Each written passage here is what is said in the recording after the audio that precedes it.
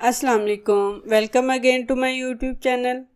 आज हम बनाएंगे बहुत ही आसान और मज़ेदार आलू कोरमा, जिसे खाने के बाद आप अपनी प्लेटें भी चट कर जाएंगे। तो आएँ इस मज़ेदार सी रेसिपी को बनाना स्टार्ट करते हैं। बिस्मिल्लाहिर्रहमानिर्रहीम। सबसे पहले एक कढ़ाई में आधा कप मस्टर्ड ऑयल डालेंगे, यानी कि सरसों का तेल। अब इसमें सफ़ेद ज़ीरा 1 टेबलस्पून डालकर भून लेंगे। फिर इसमें शामिल करेंगे 2 मीडियम साइज़ प्याज बारीक कटे हुए और थोड़ा सा भून लेंगे ताकि प्याज का पानी ख़त्म हो जाए और हमारे प्याज नरम हो जाएं। अब इसमें शामिल करेंगे लहसुन अदरक का पेस्ट 1 टेबलस्पून और थोड़ा सा चम्मच हिला लेंगे। अब हम अपने स्पाइसेस डाल लेते हैं, जिनमें नमक half tablespoon, chilli flakes 1 tablespoon, हल्दी 1 टीस्पून, कश्मीरी सुरख मिर्च 1 टीस्पून, गरम मसाला 1 टेबलस्पून और धनिया पाउडर 1 टेबलस्पून डालकर भून लेंगे। अब मैं 3 से 4 अदद टमाटर की प्योरी डालकर अपने मसाले को अच्छी तरह से भून लूँगी।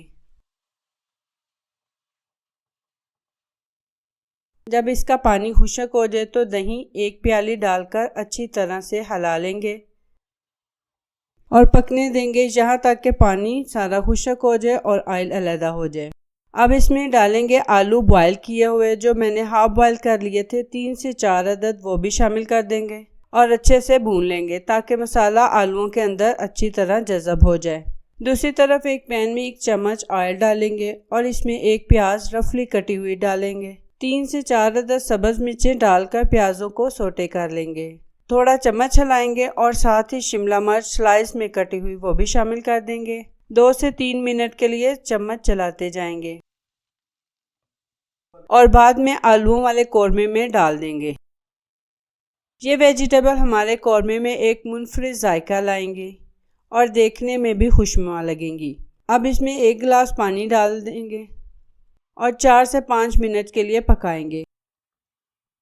बिस्मिल्लाहिर्रहमानिर्रहीम। अब देखेंगे माशाल्लाह बहुत ही खूब खुशबू और रंगत देखकर मुंह में पानी भर आएगा। और अब लास्ट में सब्ज़ धनिया डाल देंगे। इसको पराठे और रोटी के साथ सर्व करेंगे। इसके साथ ही मुझे इजाज़त दीजिए। दुआओं में याद रखिएगा। अल्लाह हाफिज़।